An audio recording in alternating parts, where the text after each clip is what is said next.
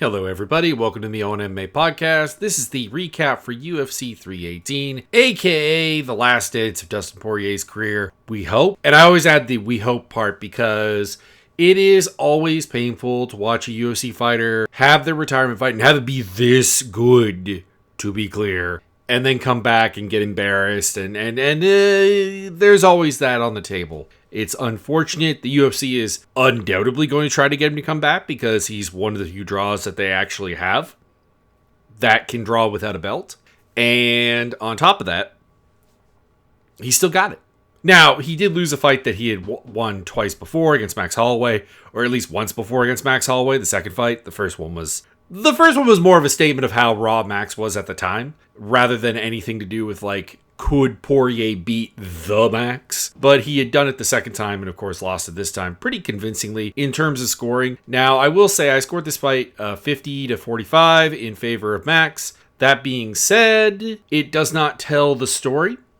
And I also have no problem with Poirier getting rounds 3 or round 4. They were close rounds. They could go either way to a certain degree. I believe almost every judge did give him a round. Let me just pull it up here real quick. Yeah.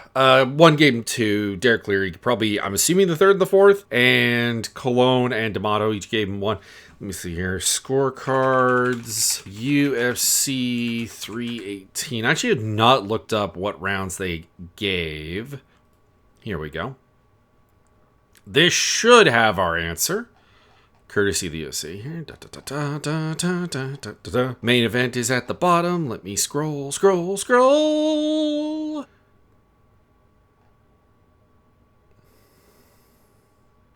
It's not here. The UFC official scorecard page ends at Pitbull Fury versus Danny Gay. God damn it, people.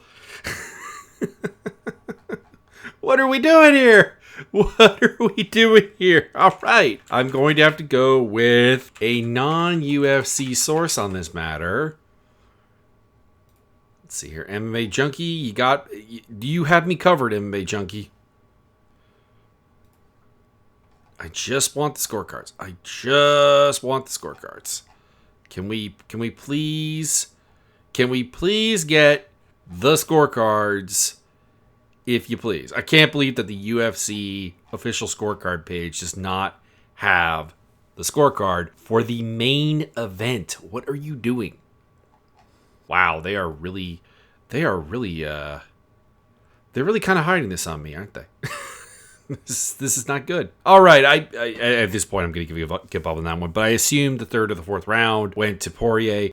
They were the rounds in which Holloway did the least, I guess, in a nutshell. Is what it comes down to, because in all 3 rounds, Holloway outlanded Poirier. Not a terrible surprise there. 28-16, 47-25, 38-21, 44-22, 46-25.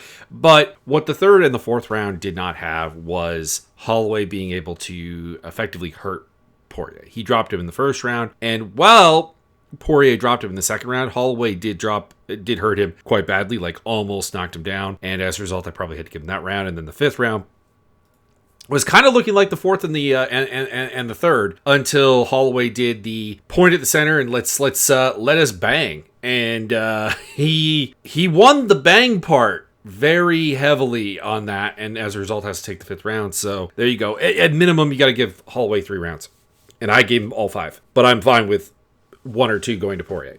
What was this match? What was the difference in this match as opposed to the second one? Well, essentially, it was 2 things. 1, Poirier's not quite what he was. I mean, it's been 6 years. He's 36 years old now. He is not washed in the sense of being bad, but he is reduced. He is faded. He is whatever word you want to use to describe his physical capabilities that are sub the peak, that is the word you would use to describe the current Dustin Poirier. He got tired a little bit easier. He had a harder time biting down and just going forward. And of course, he started the fight very badly. He that first round is a nightmare round for Dustin Poirier in a way that nothing Holloway had done to him prior was. And then on the other side, Holloway is a better version of himself. He's maybe not physically at his prime either, because he's been through a lot. He's still young enough that you would think he'd be in his physical prime, but like obviously he's been through some wars, and that's going to accelerate the aging process. But Holloway has fundamentally gotten way more comfortable being on the back foot. So when Poirier would push forward, which in the second fight was a winning condition for him, Holloway was able to respond, was able to counter his entries with kicks, was able to land counters, was able to have sharper back foot work, and just generally be a better technical version of Max Holloway. Even if he's not necessarily a better physical version, a better technical version of himself. And he got the job done here in what is everything you could have wanted from this final fight. Poirier did not look sad. He did not get finished. He was competitive down the stretch, like I said, possibly winning 2 rounds, being competitive in the 3rd round, being competitive in the 4th round, hurting and dropping Holloway in the 2nd round, and having a pretty good 5th round as well. Like outside of the 1st round, he looked like still someone who was absolutely in his prime as a top 10 guy at lightweight. And I really, really hope that is our final memory of him as a fighter. I really hope that. We'll see. What else do I have to say about this fight? I guess the only downside of this fight is, of course, talking about the undisputed BMF title belt. And it's silly. It's not a lineal belt. It's not defended under any kind of rule set. It literally just got taken off of somebody and put into a vacant fight because it's not a belt. It's so dumb. It's a gimmick. Okay, when they first did the BMF belt between George Masvidal and Nate Diaz, it was kind of cool because you had the celebrity involvement, you had the I don't know, it was like this one-time deal thing that was like kind of good. And ever since then, it's not that the fighters fighting for it are not BMFs. They absolutely are, but it's so dumb. Like it's dumb. You don't need a belt. This fight was going to sell. It was going to be big as Poirier's final fight. That's it. That's all you needed.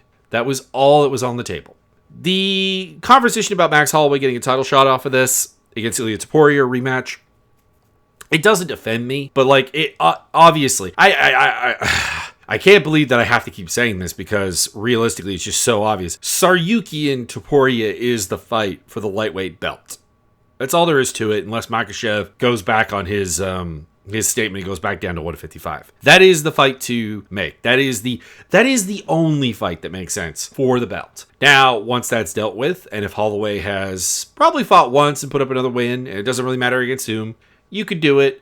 I don't know if I would pick. I don't know if anything about this fight has changed my view on like would Topuria beat Max again, because while this fight was Holloway solving some of the problems of the first fight and doing a miraculous job of like prepping and being ready on a technical level, like I said, it was partially that Poirier is on the downslope, and Topuria just isn't. Topuria is, if anything, I think probably going to get just better. So yeah, I don't think we're ever going to see Max Holloway beat Ilia Topuria, I guess is the simple answer on that matter. Paulo Costa versus Roman Kopylov. I lost this fight because I picked Kopylov to win because I had no faith in Costa. And I'm happy to have been wrong because, I mean, here's the thing. I don't like Paulo Costa. I find him very annoying. But if he can be good again, if he can be confident again, if he can be a good fighter, I mean, he's a name and an interesting variable to throw in at the top of the division. Do not give him a title shot. Some people are suggesting that. But yeah, he went out there and he was aggressive. He was not vintage Costa, which the commentary team tended to make a big deal about. But he was a different form of Costa that was still effective in a way that he wasn't against the likes of Sean Strickland and Robert Whittaker. And now part of that is Sean Strickland and Robert Whittaker are better fighters than Roman Kopylov. Obviously, that's a big part of it. But this was Costa wanting to fight and wanted to go in there and be violent. Like, it was more back foot than his classic form. It was less brawly, but he was out there. He was knocking down Kopylov. He was outworking him in every single round, outlanding him 37-11, 32-16, 33-21. Like, just out there doing the job, doing the gig, and actually looking confident. Like, I think that's in a nutshell it. It's like at no point did the Paulo Costa that has been there since Israel Adesanya come out to play. So that's good. That's excellent. He got the W. I don't think this suddenly means he's a title contender, but it does make that he's interesting. He's going to retain a ranking, and you could do a big fight with him. And I guess the question for me is going to be, how much of this was Paulo Costa really solving the demons, really coming up with answers, really finding himself again? And how much was this just him looking at Roman Kopylov and saying, this guy looks ridiculous. He can't possibly hurt me. He can't possibly beat me. And I don't know. It's probably a little bit of both. So I'm intrigued by his next fight. I want it to be against somebody who's going to ask questions of him and challenge him on a physical level. And hopefully we get that. I also lost the Daniel Rodriguez versus Kevin Holland fight because Daniel Rodriguez went out there and fought really well in some ways, but not in others. And Kevin Holland went out there and fought badly, which really shouldn't shock me. I should not be shocked when Kevin Holland lets me down. But nothing about this fight made me think that Kevin Holland, if he fought smart, would not beat Daniel Rodriguez. It's just Rodriguez was persistent, was landing shots, was finding his range in a way that he probably shouldn't, given the height and reach differential between these two guys, which is exceptional, and ran into some trouble on the ground. But like the problem I think for Rodriguez is that at times he would not do the right thing. He won the first 2 rounds, though he hurt Holland badly. I want to say he dropped him in both rounds. Am I misremembering? It was really just 1 round. No, he got 2 knockdowns. He got 2 knockdowns in the second round, and the first round was like kind of close. Could go either way, I guess. Holland landed more shots, but I thought Rodriguez was the stiffer worker with like a really good jab and whatever and all that. And then in the third round, roaring back comes Kevin Holland. He drops Rodriguez. Looks like he has him dead, and he lets him get back in the fight somehow. And it's just confusing, mostly because he went for some like just some bad things on the ground, and like also he needs to like not do that tie plum knee thing that he likes to do, because it's just there's no actual bounce off of his legs by the third round, and there's no real impact as a result. So I enjoyed this fight, but I also found myself just incredibly frustrated with both guys being 2 guys who are veterans who make still seriously dumb decisions. And I guess I just have to accept that that's Kevin Holland's lot in life. But congratulations, Daniel Rodriguez, getting the W, a win I didn't think he was going to get. Realistically, given that he's 38, I believe, the fact that he is still out there and doing like really, really good work is kind of surprising. He's now on a 3-fight winning streak. Granted, it's Alex Morono, who's one of the least athletic guys you can find. Santiago Ponzinibbio, who's also quite old. And then Kevin Holland, who's very just unreliable. But hey, this guy's worst loss is Kelvin Gastelum in a fight that he was basically baited and switched in, that it was supposed to be a 170 fight and it ended up being a 185 fight. Or I guess Nicholas Dalby, who's like really, really good too. So there's that. And then like it's Steel Magny and Ian Machado Gary. Like he's had a fantastic career, a way better career than I expected him to have. So, salute to him. And he moves on to like the next one to do whatever he's going to do. Dan Ige versus Patricio Pitbull. I appreciate that Pitbull got the job done here. I will say the commentary on this fight was particularly bad, because the thing is that Daniel Cormier admits that he does not know anything about Pitbull's career. Like during this commentary, there was a point where he was like, I didn't watch him. The first fight I saw him in was the Yair Rodriguez fight, blah, blah, blah. But he's still trying to say not incorrect things, like fundamentally correct things. Like Pitbull does fight at too slow of a pace to be advisable. There's a little bit of a lack of aggression in his game, but like it's been there. Like it's just there.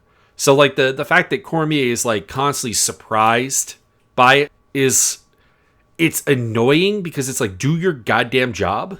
Like familiarize yourself with the fighter, or here's what you do. Just shut up and let somebody who does know what they're doing talk. So the commentary was a bit of a buzzkill for me on that one. But Pitbull took the first 2 rounds here in very typical Pitbull fashion. Like there's not really much else to say. He would work in some decent, like, powerful counter strikes, low output, don't get me wrong, landed all 7 strikes in the first round. But he neutralized what Dan Ige was trying to do. Ige was throwing a lot and missing a lot, like a ton. He hit 10 out of 32 strikes per UFC stats in the first round, for example, and then worked in takedowns when applicable, when Ige would just give it up. Like the takedowns themselves didn't really do a lot. They didn't lead to a lot. They didn't lead to a lot of top control time. He had 5 takedowns for 2 minutes and 44 seconds. But They broke anything. They broke anything that Ige was completing with. And then in the third round, I don't know if Pitbull got tired or whatever, but Ige was able to hurt him a little bit and take over with the volume. But he needed to finish at that point, and he did not get it. So Pitbull wins a pretty clear decision, and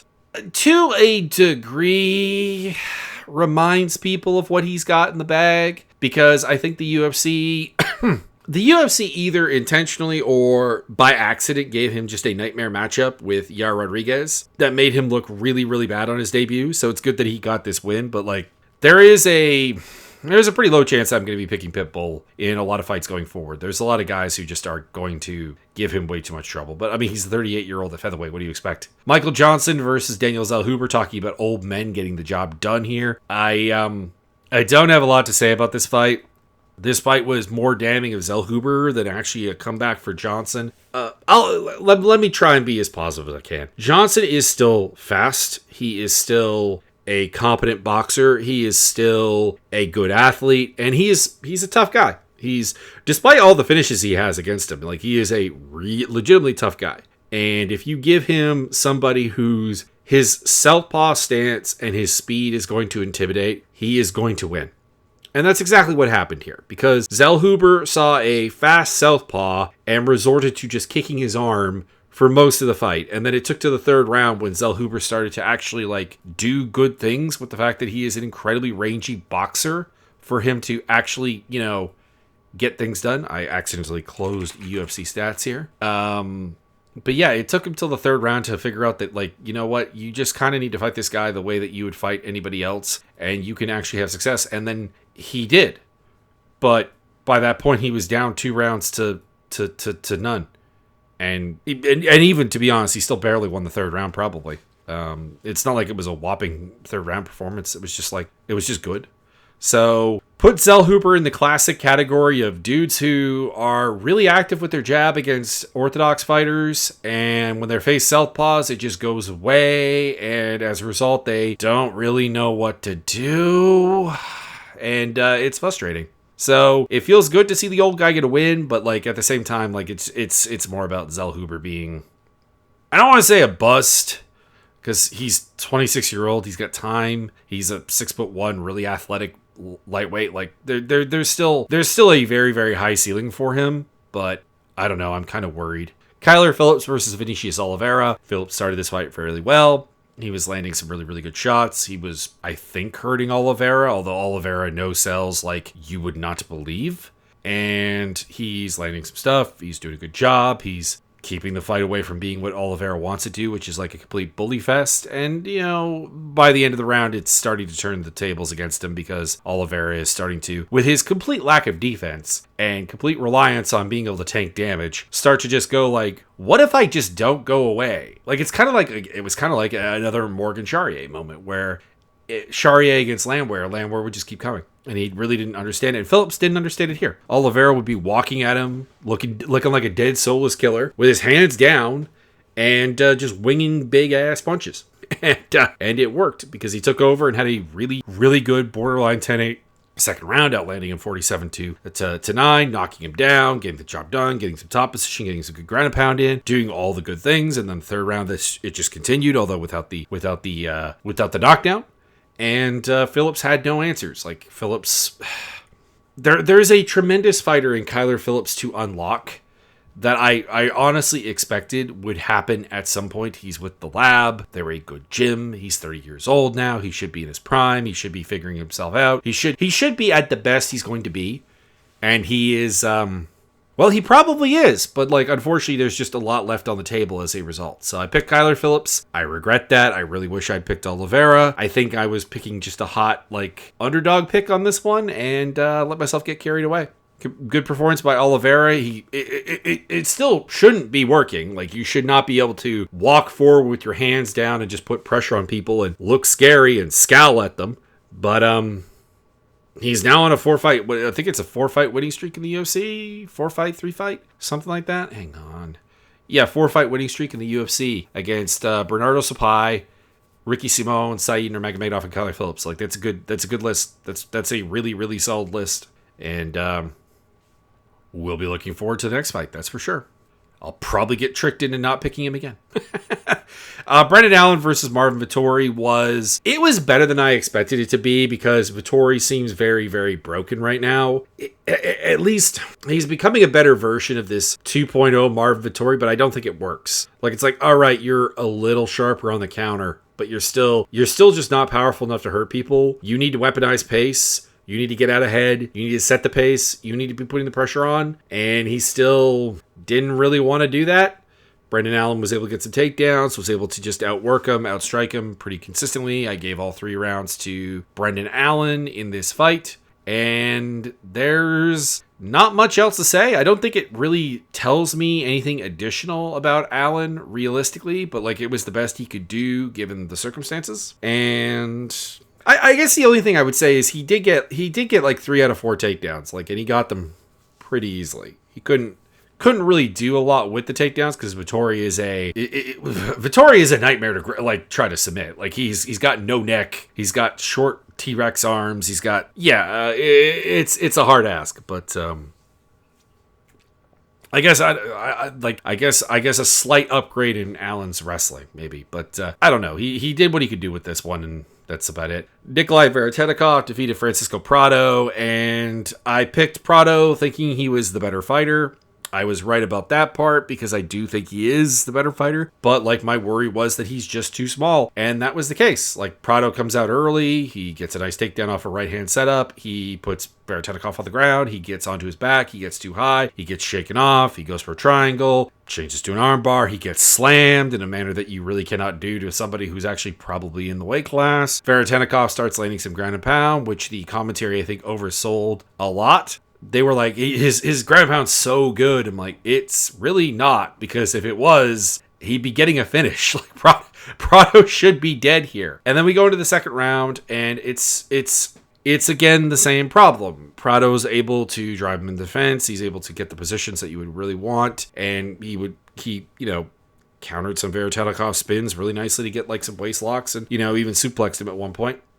But he gets too aggressive, and he gets swept again by Veretennikov because of size. And, And then the third round, Veretennikov ran out of gas, and that was the point where Prado finally, actually took over and didn't do a lot, but he landed more shots in the round, and Veretennikov didn't have any big guy moments. So there you go, 29-28 for Veretennikov is the decision, in my opinion. And Veretennikov, it's kind of weird because I feel like he could actually be like a really good welterweight if he wasn't as big as he is, because I feel like his entire regional career, and now he's in the UFC with his first win at the age of 35, and it's too late to reinvent himself, but so much of his ability is just that's a nice technique you got there, bud. It's really good, really prime. But have you ever considered that I'm just like really strong and really big, and I can diffuse you with just that? It's not super impressive going forward, and I'm probably just going to keep picking against Veretennikov, but he is big, and that might get him some wins. Robert Valentine versus Atiba Gauthier. Gauthier just wasted him, did the thing. It doesn't really tell me anything about Gauthier that isn't already there. Like, he chambers his punches well, he's clearly powerful, he's big, he's fast, he's explosive, he's dynamic, he has flow.